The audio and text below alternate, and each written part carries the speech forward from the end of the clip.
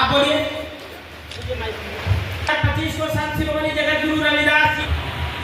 सभी बहुजन हमारे अभिभावकगण, बड़े बुजुर्गों, नौजवान साथियों, माताओं, बहनों, सबसे पहले तो आप सभी लोगों का मैं दिल की गहराई से अभिनंदन करना चाहता हूं कि 8 महीना पहले जो आपने बहुजन की एकजुटता जो दिखाई है और 75 साल का रिकॉर्ड तोड़ करके अपने बहुजन के बेटे को लोकसभा में भेजने का काम किया है, इसके लिए हम आपका दिल की गहराई से अभिनंदन करते हैं। साथ ही 6 साल पहले की जो सोच थी, आप समझ सकते हैं कि किन किन कठिनाइयों का सामना करना पड़ा होगा संत शिरोमणि रैदास बाबा को। आप 90 के पहले बिहार को ही देख लीजिए, जो जिसने भी वंचित शोषितों की आवाज उठाई, उनके साथ क्या हुआ हमारे बिहार में। और ये तो 650 साल पहले संत शिरोमणि रैदास बाबा ने बहुजन की बात, क्या स्थिति होगी ये हम लोग समझ सकते हैं। संत शिरोमणि रैदास बाबा की विचारधारा और उनकी सोच की ही देन है कि बाबा साहेब भीमराव अंबेडकर ने जब संविधान लिखने का काम किया तो बहुजन के लिए तमाम तरह की प्रक्रिया बनाने का उन्होंने काम किया। ये उन महापुरुषों की ही देन है। हम ज्यादा दूर नहीं जाना चाहते हैं, हमें थोड़ा सजग रहना होगा, सतर्क रहना होगा। सबसे बड़ी कमी कहां है हम लोगों में, उस कमी को ढूंढना होगा। शिक्षित बनो, संगठित रहो, संघर्ष करो, ये हमारे महापुरुषों का नारा था। लेकिन हम लोग फंसे कहां हैं? हम लोग फंसे हैं अंधविश्वास में।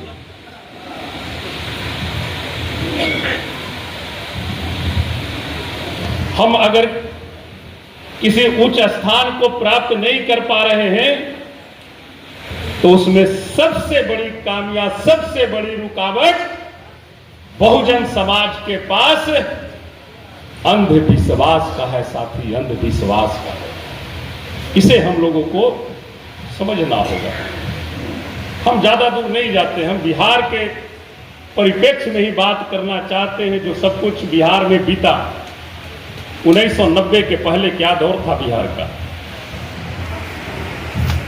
किस स्थिति से बहुजन समाज रहते थे। अमर शहीद जगदेव बाबू ने बिहार के परिप्रेक्ष्य में 90-10 का नारा दिया। मान्यवर काशी राम जी ने देश के परिप्रेक्ष्य में 85-15 का नारा दिया। 85-15 का नारा देश में मान्यवर काशी राम जी ने दिया।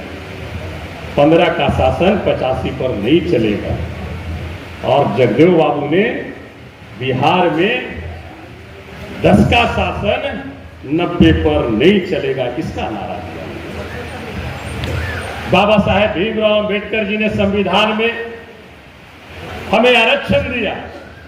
SC ST हो, अति पिछड़ा हो, उन्होंने हमें आरक्षण से सुशोभित किया।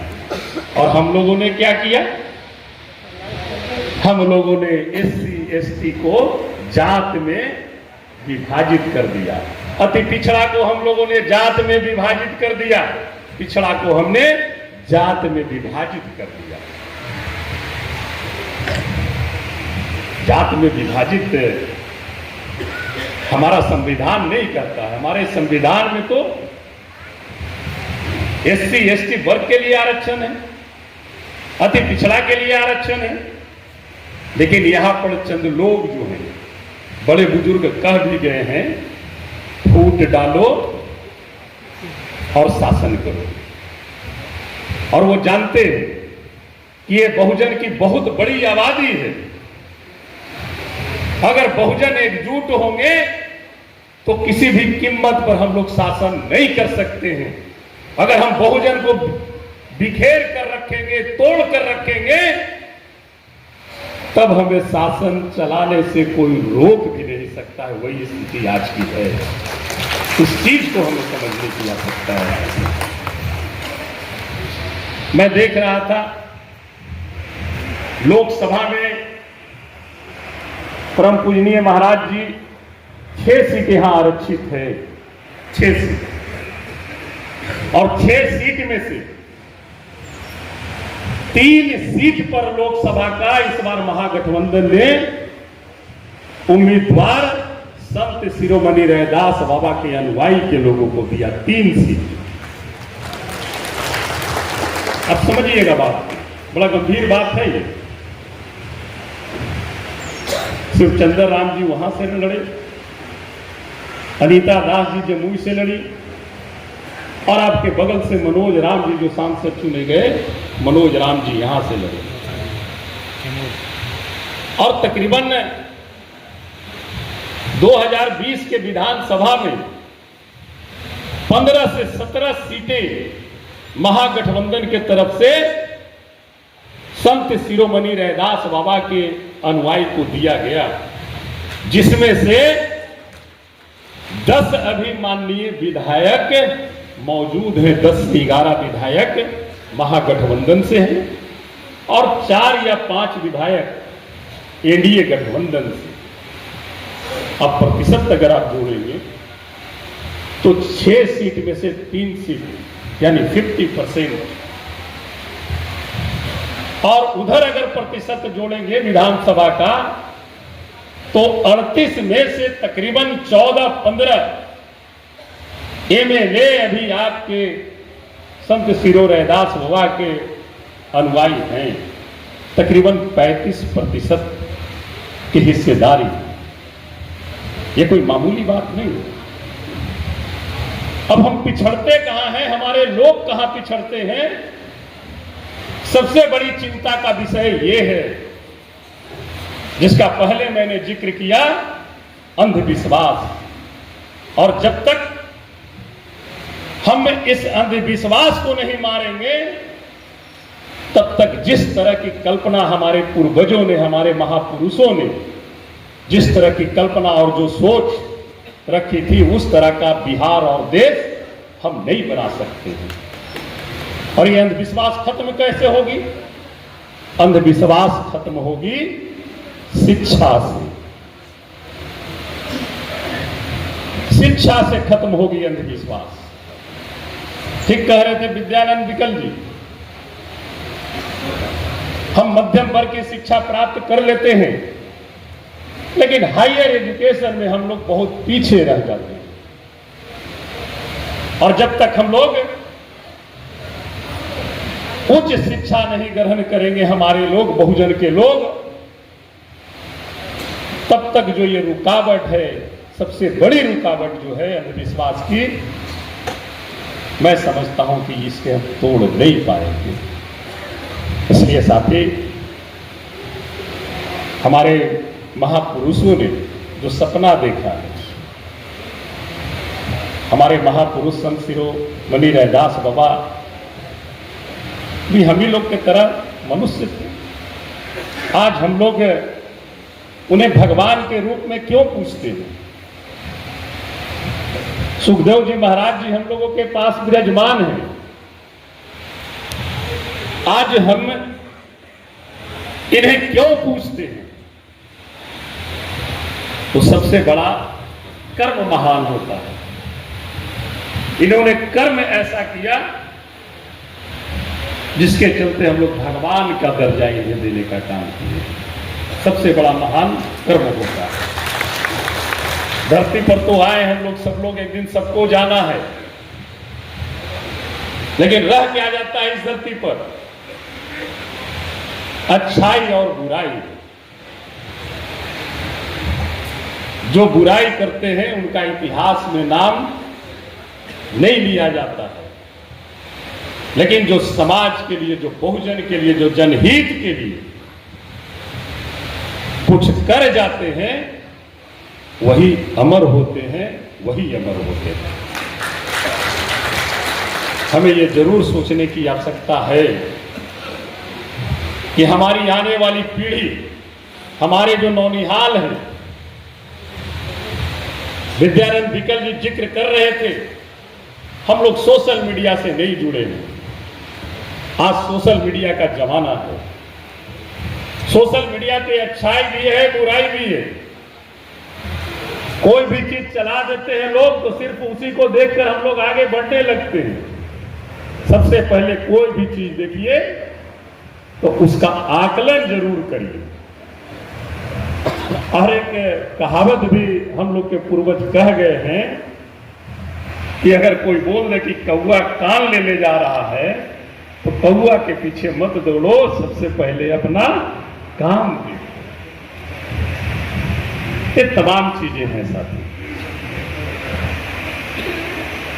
आप शिक्षित बहुजन बने, संगठित रहे, और जब संगठित रहेंगे, शिक्षित रहेंगे, तो दुनिया की कोई भी ताकत आपको किसी भी मुकाम पर पहुंचने से कोई रोक नहीं सकता। आपने जीता जागता उदाहरण औरंगाबाद में पेश किया है। जीता जागता उदाहरण। आजादी से अब तक जो कहते थे कि यहां बहुजन का कोई जीत ही नहीं सकता है, तो आप सभी लोगों ने मिलकर इस बार नारा दिया, वोट हमारा, राज तुम्हारा, नहीं चलेगा, नहीं चलेगा। और आपने सिद्ध कर दिया। हम उसके लिए आपको सैल्यूट करते हैं। आपने सिद्ध किया। और हमें याद है, मैं सिर्फ आपके संज्ञान में लाना चाहता हूं, मैं कोई राजनीतिक भाषण नहीं देना चाहता हूं, सिर्फ जो घटनाएं घटी है उसी परिप्रेक्ष्य में मैं बोलना चाहता हूं। 1990 के पहले जो शासन थी बिहार में, कुछ दिनों के लिए, 2.5 साल के लिए, बहुजन के बेटा जननायक कर्पूरी ठाकुर जी के हाथों में आया था। 2-2.5 साल के लिए जब सत्ता आई थी, तो उनके प्रति किस किस भाषा का इस्तेमाल करते थे लोग, क्या क्या नहीं बोलते थे। वो बोलने वाले लोग कौन थे? कौन थे वो बोलने वाले? और 1990 के पहले जिस तरह की व्यवस्था थी बिहार में, और जो पार्टी थी, उसके मूल वोटर उस समय कौन थे, यह समझने की जरूरत है। और जब 1990 के बाद, 1990 में जब परम आदरणीय समाजवाद के प्रोधा लालू प्रसाद यादव जी बिहार की गद्दी संभाले, तो गरीब गुरुओं को आवाज दी, आवाज दी, और एक लड़ाई चली, एक लड़ाई लड़ी गई बिहार में। बिहार में व्यवस्था परिवर्तन की एक बहुत बड़ी लड़ाई लड़ी गई। अगर वो लड़ाई नहीं लड़ी जाती तो आज हमें इस तरह का बिहार नहीं मिलता देखने को, यह मैं दावे के साथ कह सकता हूं साहब। वो लड़ाई थी व्यवस्था परिवर्तन की। हमर खटिया, हमर दरवाजा, बैठ नहीं सकते थे। कोई बहुजन का अगर बेटा पदाधिकारी बन गया, अरे तो बेटवा का तो अथी बन गए, वकरे में अथी हो गए। लड़ाई थी, व्यवस्था परिवर्तन, और वो बहुत बड़ी लड़ाई लड़ी गई, जिसे आज के राजनीति में जो लोग राजनीति के लिए भाषा का इस्तेमाल करते हैं, वो कहते हैं जंगल राज था। तो साथी, वो जंगल राज नहीं, वो एक व्यवस्था परिवर्तन की लड़ाई थी। और जब वो 100% सही हुई, तो जो 90 के पहले जो सत्ता में थे, वो समझ चुके कि अब हम लोग डायरेक्ट सत्ता में नहीं रह सकते हैं। तो आप देख लीजिए, अभी जो केंद्र में सरकार है और जो पार्टी है, जो 90 के पहले जो मूल समर्थक थे, आज जितने भी वो समर्थक थे, आज किस दल में है वो लोग? सिर्फ दल बदल लिए हैं। ये सारे चीज को हम लोगों को समझना होगा साथी। और हम तो ये निश्चित तौर पर कहेंगे, आपने जो भी हमें जिम्मेवारी दिया है उसे मैं निष्ठापूर्वक, ईमानदारी पूर्वक आपके हक और अधिकार के लिए सड़क से लेकर संसद तक आपकी आवाज बुलंद करने का काम मैं करता हूं। मैं अभी पढ़ रहा था भाई दिलीप सम्राट जी का, उन्होंने जो पर्चा दिया चमार रेजिमेंट का, बहुत पहले से था और हमारे ही दल के सांसद रहे, वैशाली से अभी नहीं है हम लोगों के बीच, वो भी समाजवाद के एक होदा रघुवंश बाबू ने भी चमार रेजिमेंट के लिए 7/3/2011 को लोकसभा में जोरदार तरीके से चमार रेजिमेंट बनाने के लिए आवाज उठाई थी। मैं उस चीज को लोकसभा से निकालूंगा और निश्चित तौर पर यह विश्वास दिलाता हूं कि आपने जो हमें ताकत दिया है तो इसकी आवाज पुनः लोकसभा में गूंजना प्रारंभ होगा। चाहे और भी जो रेजिमेंट बनाने का है, सारी बातें हम लोग वहां पर निश्चित तौर पर रखेंगे। और हमने पहले भी कहा, भाई प्रमोद जी जिक्र कर रहे थे कि आदमकद प्रतिमा हो हमारे महापुरुषों की, संत शिरोमणि रैदास बाबा, बाबा साहेब भीमराव अम्बेडकर ही नहीं, बल्कि वो तमाम महापुरुषों की प्रतिमा निश्चित तौर पर हम लोग लगाने का हर संभव प्रयास निश्चित तौर पर करेंगे। हमने तो कहा कि भाई आपने सांसद बनाया, ताकत आपकी है, हमें जो फंड मिलता है 4,90,00,000 रुपया मिलता है। हमारा ये प्रयास है कि कम से कम हर एक प्रखंड मुख्यालय में संत शिरोमणि रैदास बाबा स्मृति भवन हो, बाबा साहेब भीमराव अम्बेडकर स्मृति भवन हो, जननायक कर्पूरी ठाकुर स्मृति भवन हो, अमर शहीद जगदेव बाबू स्मृति भवन हो। ये मेरा प्रण है और मैं 5 साल के अंदर हर एक के पंचायतों में तो नहीं हो सकती है 5 सालों में, लेकिन हर एक प्रखंड में ये 3-4 भवन निश्चित तौर पर मैं बनाने का काम करूंगा। ये मैं आपको विश्वास दिलाता हूं। अभी हम गए थे देव में जो आए थे हमसे मिलने के लिए, देव में संत शिरोमणि रैदास बाबा का आश्रम है। मैंने कहा कि निश्चित तौर पर उनकी स्मृति में उस आश्रम में हम भवन बनाने का काम करेंगे और 15 लाख रुपया उस भवन के लिए हम देंगे।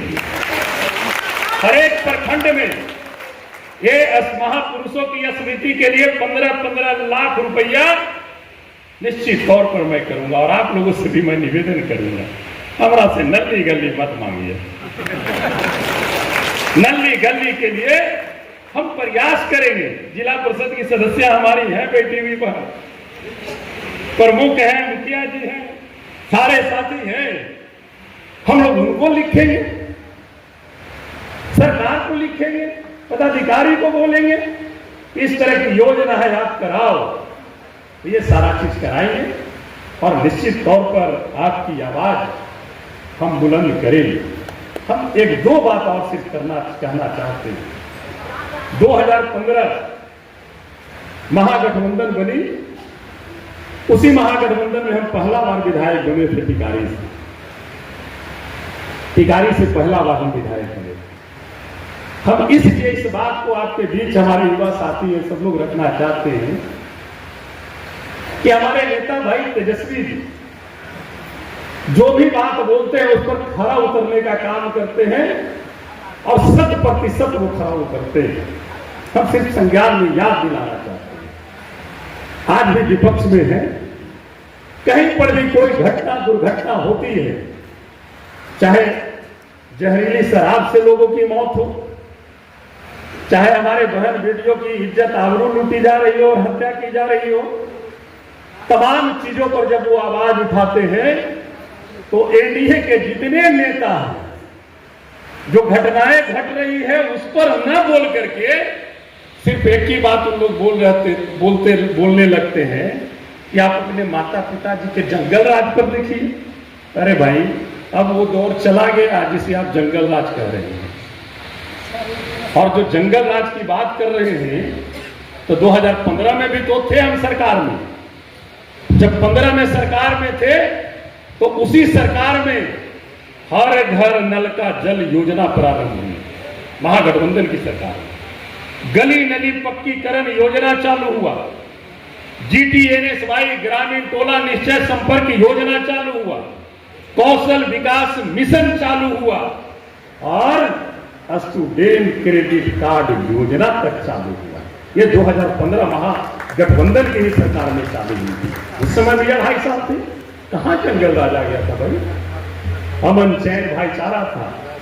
नीतीश बाबू मुख्यमंत्री थे, उप मुख्यमंत्री तेजस्वी बाबू थे। आपने कभी देखा कि मुख्यमंत्री जी मंच पर हैं तो तेजस्वी जी उनको पीछे से धक्का देके आगे खड़ा होना चाहते हैं? कभी देखा? या कभी किसी भी प्रकार का कोई अशोभनीय भाषा का इस्तेमाल किया? नहीं। 17 महीना की पुनः सरकार आई, फिर आए सत्ता में तो नौकरी की बाढ़ लगा दी। जो बोला वो उन्होंने किया। अब सब जितना भी दल है सब नौकरी की बातें कर रहे हैं। हम लोगों ने सवाल किया सदन में, मैं बोल रहा था, हमने कहा कि केंद्र सरकार जब आ रही थी 14 में तो उसने वादा किया कि हम महंगाई कम करेंगे।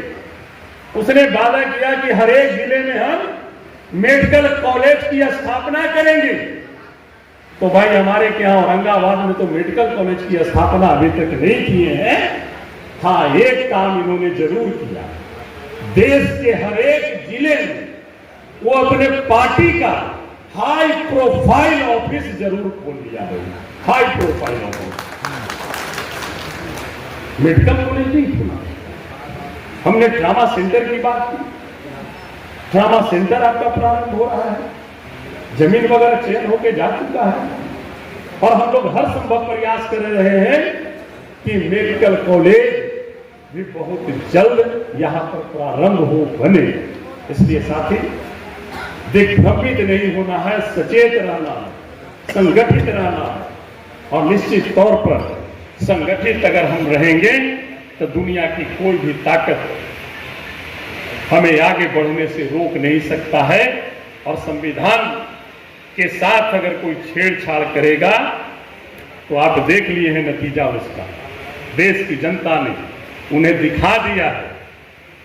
400 पार का नारा देते थे, 240 पर ला करके खड़ा कर दिया है। ये संविधान की ही ताकत है।